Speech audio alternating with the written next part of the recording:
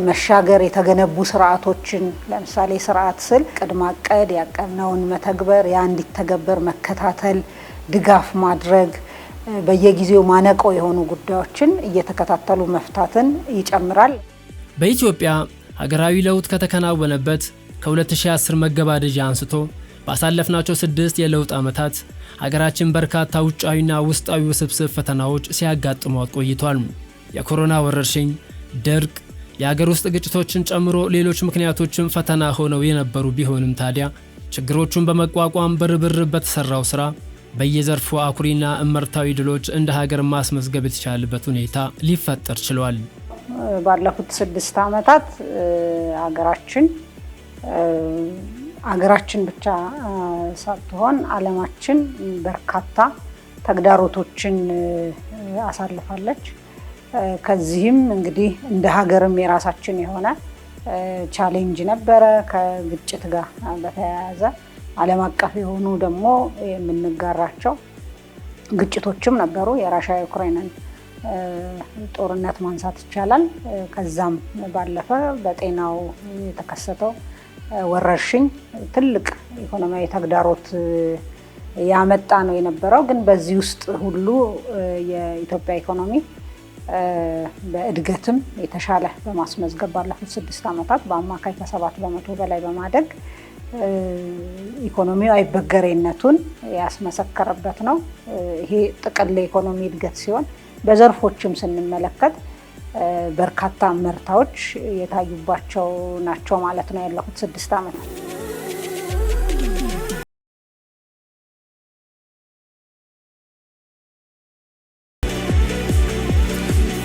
ባለፉት 6 ዓመታት በተደረገው ሀገራዊ ርብርብ ትልቅ ሽግግር ከተደረገባቸው ሴክተሮች መካከል ጎልቶ የተስተዋለው በግብርናው መስክ የተመዘገበው አመርቂ ውጤት ነው።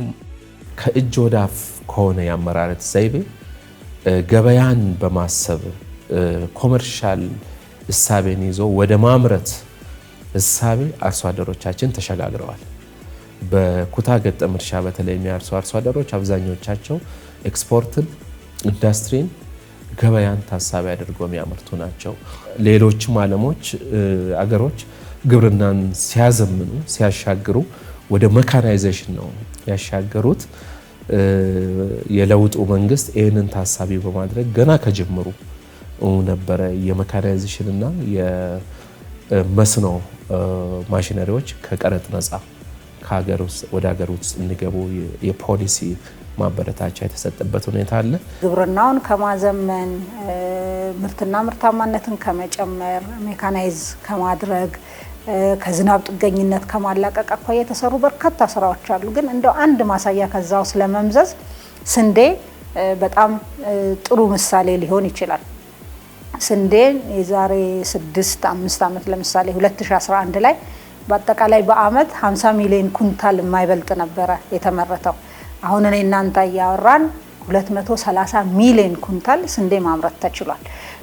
በዚህ ውስጥ ልምምድንም የማድረግ ስነ ልቦናንም ማየት ይቻላል። ለ60 ዓመት ከውጪ ሲገባ የነበረን ስንዴ መተካት ተችሎ ከዛ ኤክስፖርት ለማድረግ መጀመር ቀላል የሚባል አይደለም ማለት ነው። ከአፍሪካ ግንባር ቀደም ስንዴ አምራች ሀገር ሆናለች። ለዚህም ውጤት በዓለም አቀፍ ደረጃ ክቡር ጠቅላይ ሚኒስትራችን ከተባበሩት መንግስታት የምግብና እርሻ ድርጅት የአግሪኮላ አዋርድ ተቀብለዋል። ኢትዮጵያ ተሸልማለች። ኢትዮጵያ እውቅና ተሰጥቷታል በዚህ ስራ። ይሄ በጣም ትልቅ እውቅና ነው። ይህም መሰረት በማድረግም በአሁኑ ሰዓት ብዙ አፍሪካ ሀገሮች ከናይጄሪያ እዚህ ከምስራቅ አፍሪካ አካባቢዎች በተለይ 2016 ላይ ብዙ ሀገራት ልምድ ለመውሰድ ወደኛ እየመጡ ያሉበት ሁኔታና እኛም ይሄንን ልምድ ለሌሎች እያካፈልን ያለንበት ሁኔታ ላይ እንገኛለን ማለት ነው።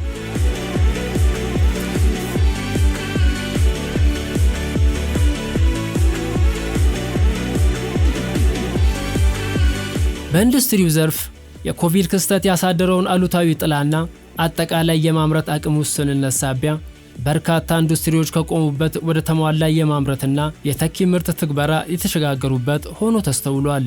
ባለፉት 6 ዓመታት እንደ ሀገርም በዓለም አቀፍ ደረጃም በጣም በርካታ ችግሮችን እያስተናገድ ነገር ግን ኢትዮጵያን በዘላቂነት ለብልጽግና የሚያበቁ የብልጽግና ግብ ሊያሳኩ የሚችሉ ለሀገር የተሰራው የነዚህ የፖሊሲ ማሻሻያዎችና ማኑፋክቸሪንግ ኢንዱስትሪውን በዘላቂነት ሊያሳድጉ የሚችሉ የፖሊሲ ድጋፎች ናቸው። ምንድናቸው ብንል የኢንዱስትሪ ፖሊሲን ልናነሳ እንችላለን። ከ22 ዓመት በላይ የቆየ ኢንዱስትሪ ፖሊሲ ነው። የግብርና ፖሊሲን ልንወስድ እንችላለን። የማዕድን ፖሊሲ ከ60 ዓመት በላይ የቆየው የንግድ አዋጅ ረጅም ጊዜ የቆየ የንግድ ህግ የምንለው ረጅም ጊዜ የቆየ ነው። የዲጂታል ስትራቴጂን ዲጂታላይዜሽን ስትራቴጂን ብንወስድ ለማኑፋክቸሪንግ ኢንዱስትሪ መሻሻል ትልቅ አስተዋጽኦ የሚያበረክት ነው። የፋይናንስ አቅርቦትን ለማሻሻል የወጡ በብሔራዊ ባንክ የወጡና የኢኮኖሚ ሪፎርም ማሻሻያ ተደርገው የተወሰዱ የፋይናንስ ኢንተርቬንሽኖች በሙሉ ተደምረው ሲታዩ እና በቅርቡ የወጣው የኢኮኖሚ ሪፎርም ተደምረው ሲታዩ ለማኑፋክቸሪንግ ኢንዱስትሪው እድገት ከፍተኛ አስተዋጽኦ የሚያበረክቱ ናቸው። የማኑፋክቸሪንግ ኢንዱስትሪ የማምረት አቅም አጠቃቀም በጣም በጥሩ ሁኔታ የተሻሻለባቸው 6 ዓመታት ናቸው። ይሄ ብቻ አይደለም፣ እኛ ልናመርታቸው አንችልም የምንላቸውን የቴክኖሎጂ ምርቶችን ማምረት የተጀመረባቸው ዓመታት ናቸው። ከዛ በተጨማሪ ተጀምረው የነበሩ ወደ ስራ ሳይገቡ የቀሩ የነበሩ በርካታ ኢንዱስትሪ ፓርኮችን ወደ ስራ ማስገባት የተቻለበት ነው። ከዚህ ጋር ተያይዞ እንዲሁም በርካታ ከውጪ ይመጡ የነበሩ ምርቶች በቢሊዮን በሚቆጠሩ ዶላሮች በሀገር ውስጥ መተካት የተቻለበት ነው። እንግዲህ በተለይ ከህዳሴ ግድብ ጋራ በተያያዘ የማኑፋክቸሪንግ ዘርፋችን በተለይ ፋብሪካዎቻችን አቀባብለው እየጠበቁ ነበር ማለት ይቻላል። ስራ ቆመው በተለያየ መንገድ ስራ ቆመው የነበሩ በርከት ያሉ ኢንዱስትሪዎች ባለፉት ዓመታት በጦርነት ምክንያት ስራ ቆመው የነበሩትን ጭምር ለመመለስ በተደረጉ ጥረቶች በተደረጉ ድጋፎች ቁጥራቸው በርከት ያሉ ኢንዱስትሪዎችን ወደ ስራ መመለስ ተችሏል። አዳዲስ ኢንቨስትመንቶችንም በመሳብ በኩል እድገት ከፍተኛ እድገት ነው እያሳየ ያለው። ይሄ የውጭ ኢንቨስትመንትንም የሀገር ውስጥ ኢንቨስትመንትንም በማሻሻል በማበረታታት በኩል የተገኘ ከፍተኛ ውጤት አለ። እድገቱ 2 ዲጂት ነው። አሁን በየአመቱ ያለው እድገት ለምሳሌ በዚህ አመት ወደ 10.1% በ10.1% ነው ማኑፋክቸሪንግ ኢንዱስትሪ እያደገ ያለው። ይሄ አሁን እየተገነቡ ያሉና በቀጣይ ወደ ስራ የሚገቡ የማኑፋክቸሪንግ ኢንዱስትሪዎቹ ሙሉ በሙሉ አልቀው ወደ ስራ በሚገቡበት ጊዜ ከዚህ በላይ በኢኮኖሚ ውስጥ ማኑፋክቸሪንግ ኢንዱስትሪው ድርሻ እንዲያበረክት ለማድረግ ያስችላል ማለት ነው። አንደኛው ውጤት ብለን የወሰንነው በጂዲፒ ውስጥ ያለውን ድርሻ ከፍ ለማድረግ አስችሏል። ሁለተኛው በገበያ ውስጥ ያለውን ድርሻ በተመለከተ ነው። ቀደም ሲል በሀገር ውስጥ የተመረተው ምርት የገበያ ድርሻ 30% ነው የነበረው። አሁን ወደ 40% ከፍ ብሏል። በ10 ዓመቱ መጨረሻ ወደ 60% ለማድረስ ነው ታቅዶ እየተሰራ ያለው።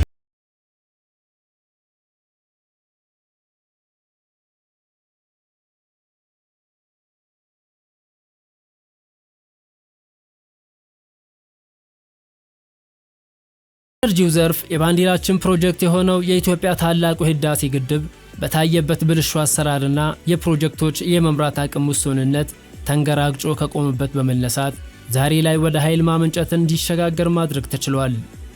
ህዳሴ ደግሞ እንደምናውቀው የራሱ የሆነ ታሪክ ያለው ነው። ከፍተኛ ችግር የነበረበትና በልዩ ትኩረት መመራት ያለበት የተሳካ ስራ 1-2 ብሌን ወደ ኋላ ብንቆጥር የመጀመሪያ ሙሊት፣ ሁለተኛ ዙር ሙሊት፣ ሶስተኛ ዙር ሙሊት፣ አራተኛ ሙሊትና እነሆ ዘንድሮ ደግሞ አራተኛው ተርባይኖችን ወደ ስራ አስገብተን ከፍተኛ ለውጥ ያመጣንበት ስራዎች የሚቆጠሩ ናቸው ማለት እንችላለን ማለት ነው። የህዳሴ ግድብ የኢትዮጵያን ለሽግግር ዝግጁነትና መሻገርን የሚያበስር ትልቅ እንግዲህ የስኬት ምሳሌያችን ነው ማለት ነው። ከዚህ አኳያ የህዳሴ ግድብ እንደ አልጋ ባልጋ በሆነበት ሳይሆን በጣም ብዙ ችግሮች በብልሹ አሰራር ፕሮጀክት በአግባቡ ባለመመራቱ ከመጣ ብልሹ አሰራር ጀምሮ ዓለም አቀፍ በጣም ትልቅ የሚባሉ ጫናዎችን አሳልፎ አሁን ባይለንበት ደረጃ ላይ መድረስ ችሏል ማለት ነው። የዚህ ለውጥ በተለይ ከአዲሱ መንግስት ለውጥ በኋላ ትልቁ ነገር የባለፈው አንዱ የነካውን አልነካም ሳይሆን የተበላሸውን አስተካክለን ወደፊት ማስኬድ የሚገባውን ስራ ማስኬድ የሚል በክቡር ጠቅላይ ሚኒስትራችን በግንባር ቀደምት የሚመራ የፕሮጀክቱ ክትትል ሲደረግ የመጀመሪያው ከለውጡ ማግስት የተያዘ ፕሮጀክት ነው ማለት ነው። ከተያዘ በኋላ 1-2 ብለን ብንቆጥር የመጀመሪያው ትልቁ ስራ ህዳሴ ግድብ እንዴት አድርጎ በዘላቂነት ስራውን ማሰራት እንደሚቻል የተቋራጮችን ህገወጥ የሆኑ እንቅስቃሴዎች እዛ ውስጥ የነበረው በተለይ ሜቴክ እዛ ውስጥ የነበረውን ድርሻ በማስተካከል እንዴት አድርጎ አቅም ወዳለው ተቋራጭ እንዲመጣ ማድረግ አንዱ ወሳኝ ውሳኔ ነው። ከዛ ውሳኔ በኋላ ግንባታ ሲቀጥል የመጀመሪያ ዙር ውሃ መያዝ ለኢትዮጵያ ትልቅ ድል ነው። ቀጥሎ በየአመቱ የምናስመዘግባቸው ከፍተኛ የሆነ የውሃ መጠን መያዝ ትልቅ ድርሻ አላቸው ማለት ነው። እንግዲህ ህዳሴ ዋና ዓላማው እንደምታወቅ ውሃ መያዝ ብቻ አይደለም። ውሃው ሀብታችን ነው፣ ስያዝ ትርጉም አለው። ኃይል ማመንጨት ነው ትልቁ ነገር ማለት ነው። ስለዚህ ከ2 ዓመት በፊት የመጀመሪያ 2 ተርባይኖች ኃይል ሲያመነጩ ለኢትዮጵያውያን የምስራች ነው፣ የምስራች ፍሬ የምናገኝበት ስራ ናቸው። አሁን ዘንድሮ ደግሞ 2 ተርባይኖች ሲጨመሩ በጣም ትልቅ የሆነ ለውጥ እንዳመጣን የምናሳይበት የታየበት ስራ ሂደት ነው ማለት ነው።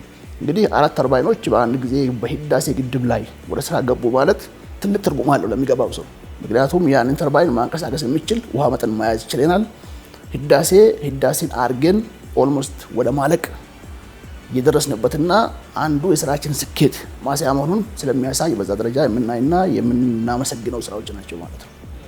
የህዳሴ ግድብ የኢነርጂ አቅም ነው አይደለም የሚሰጠን ኢነርጂ ለዘመናዊ ግብርና፣ ለገጠር ትራንስፎርሜሽን፣ ለማኒፋክቸሪንግ ዘርፍ እንደ አጠቃላይ ለኢንዱስትሪ ዘርፍ የአገልግሎት ዘርፉም ቢሆን የዘመነ የተሻለ ለቱሪዝም ዘርፉ እድገትም ይሁን ሌሎች የከተማ አገልግሎት ዘርፎች ለምንላቸው የተሻለ አገልግሎት ዘመናዊ አገልግሎት መስጠት እንዲቻል በጣም ወሳኝ ነው ማለት ነው።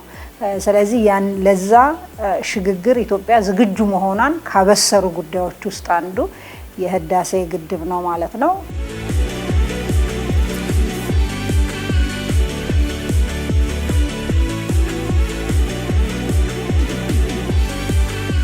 በቱሪዝም መስክ ዓለምን የሚያስንቅ ዕድል ያለን ቢሆንም የሌሎች ትንንሽ ሀገራትን የቱሪዝም ሀብት እያዩ ከማድነቅ ይልቅ ተስፋ ያለው ስራ ካልነበረበት ወደሚደነቅ የቱሪዝም መዳረሻነት ለማሸጋገር ተችሏል።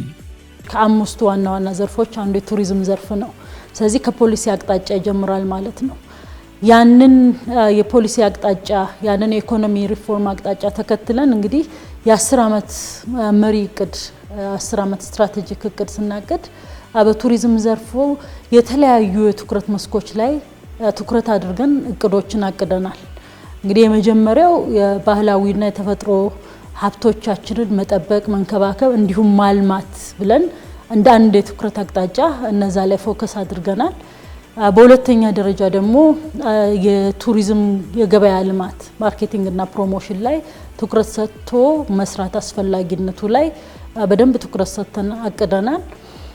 በሶስተኛ ደረጃ የመዳረሻ ልማት እንዲሁም የቱሪስት መሰረተ ልማት ላይ ከፍተኛ ትኩረት ሰጥተን አቅደናል ማለት ነው። በአራተኛ ደረጃ ደግሞ ሀገርን ተወዳዳሪ ለማድረግ ከሚያስፈልጉ ነገሮች አንዱ የአገልግሎት ጥራት፣ የአገልግሎት ልህቀት ስለሆነ የአገልግሎት ጥራትና ልህቀት ላይም እንደዚሁ ትኩረት ሰጥተን አቅደናል በ10 ዓመቱ መሪ እቅድ ማለት ነው።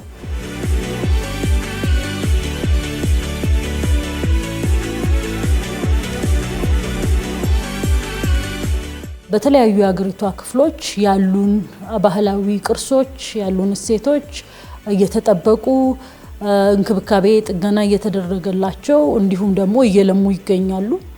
የተለያዩ ፓርኮች ውስጥ የተለያዩ ኢንቨስትመንቶች፣ ኢኮሎጂዎች፣ ግንባታዎች፣ መሰረተ ልማት ዝርጋታዎችም እንደዚሁ በሰፊው እየተሰሩ ይገኛሉ ማለት ነው።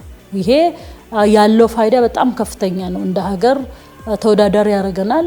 እንዲሁም ደግሞ ካሉን ሀብቶች ኢትዮጵያን ለየት ከሚያደርጓት ሀብቶች አንዱ ባህላዊ ሀብቶቿ እንዲሁም ተፈጥሯዊ ሀብቶቿ እነዚህን ሁለቱንም ከሌላው በተለየ በስፋት ማቅረብ መቻለው ስለሆነ ይሄ በጣም ጥሩ መሰረት የጣለ ነው በዚህ ባለፉት 5-6 ዓመታት ውስጥ ማለት ነው። ለዘመናት በታሪክ በመልክዓ ምድር በባህል የሚገለጹ በርካታ መስህቦቻችንን ወደ ዓለም አቀፍ ደረጃዎችን የጠበቁ መዳረሻዎች የቀየሩ ያሸጋገሩ ልማቶች ተደርጓል ባለፉት አመታት። ይሄ እንግዲህ የቱሪዝም ባለፉት በገበታ ለሸገር ጀምሮ የተሰሩ ስራዎችን ጨምሮ ነባር የቱሪዝም መዳረሻዎችን በማደስ ደረጃቸውን እንዲጠብቁ የተሰሩ ስራዎች አሉ። እንግዲህ ይሄ እነዚህ ሁሉ ለመጥቀስ አክል እንደ ሀገር በእነዚህ ዘርፎች የተሰሩ አገርን እንድትሻገር ነው መነሻ የሚሆኑ አቅሞችን ዝም ብለው አልመጡም። በዚህ ውስጥ የመንግስት ነው የመፈጸም አቅም መጨመር መሻገርም በዚህ ውስጥ ይታያል። የገበታ ፕሮጀክቶች እንግዲህ ከመንግስት ቋት ብቻ ሳይጠብቅ የተለያየ ደግሞ አዳዲስ የሆኑ ዘዴዎችን በመጠቀም ሀብት በማሰባሰብ የተለያዩ ኢንቨስትመንቶች ተደርገዋል። እነዚህ ኢንቨስትመንቶች እንግዲህ አንድ ማሳያ ናቸው። ሁለተኛ ተወዳዳሪ የሆነ የቱሪስት መሰረተ ልማት እንዲሁም የቱሪስት ፋሲሊቲ ሀገራችን እንዲኖራት እንዲሁም ተወዳዳሪ ሆና እንድትቀርብ ያስቻሉ ናቸው።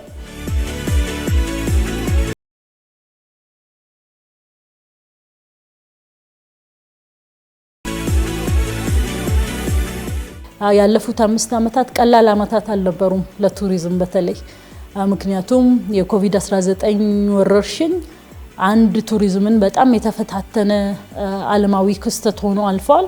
ከዛ ማገገም ችለናል። ሁለተኛ ደግሞ እንግዲህ ሀገራችን ውስጥ የነበረው በሰሜኑ ሀገራችን ክፍል እንዲሁም በተለያዩ ቦታዎች የነበረው ግጭቶች ቱሪዝምን በሰፊው ጫና አሳርፈውበታል።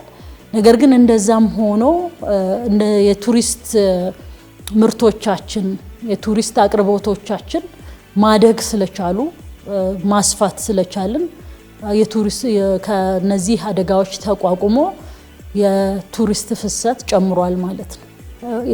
ኢቭን ከኮቪድ-19 በፊት ከነበረውም በቁጥር ሞር ጨምሯል። አንደኛው እሱ ነው። የሀገር ውስጥ እንግዲህ ይሄ የውጭው ነው። የሀገር ውስጥ የቱሪስት ፍሰትም እንደዛው ጨምሯል ማለት ነው። እንደ ፕላንና ልማት እንደምታውቀው የረጅም የመካከለኛና የአጭር ዘመን እቅዶችን እናቅዳለን። እነዚህ እቅዶች በትክክል በታለመላቸው ጊዜና ጥራት መፈጸማቸውን እንከታተላለን። በየጊዜው ደግሞ ለመንግስት የሪፎርም ምክረ ሀሳቦችን እናቀርባለን። ከዚህ አኳያ ባለፉት 6 ዓመታት እነዚህ በጣም ሀገርን ያሻገሩ ስራዎች ተሰርተዋል ወይም ለመሻገር ዝግጁ አድርገዋታል ስንል መንግስት በማቀድ እቅድን በመከታተል በመደገፍ ቅድም እንዳልኩትም በየጊዜው ደግሞ የሚፈጠሩ ማነቆችን ለመፍታት በርካታ ሪፎርሞችን በማድረግ ነው። ከሪፎርም አኳያ ተጠቃሽ የሚሆኑ የሀገር በቀል ኢኮኖሚ ማሻሻያ 1 እና 2 አሉ። ከዚያ አኳያ በቅርብ የተደረገውን የተሟላ የማክሮ ኢኮኖሚ ሪፎርም ብጠቅስልን ይህ የተሟላ የማክሮ ኢኮኖሚ ሪፎርም ለዘመናት ፈርተን የነበረውን የኢኮኖሚ ህመም ከነሰንኮፉ የነቀለ ተወዳዳሪነትን የሚያበረታታ ቅልጥፍናን የሚያበረታታ እንዲሁም ታታሪነትን የሚሸልም አይነት ስርዓት የሚያሻግር ስርዓት የመገንባት አካል ነው።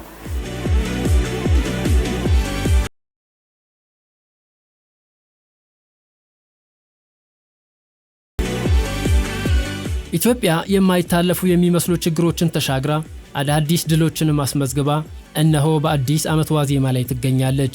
በመሆኑም በኢትዮጵያ ብቻ ከሚገኙ የጳጉሜ ቀናት መካከል ጳጉሜ 1 የመሻገር ቀን የሚል ስያሜ ተሰጥቶት እየተዘከረ ይገኛል።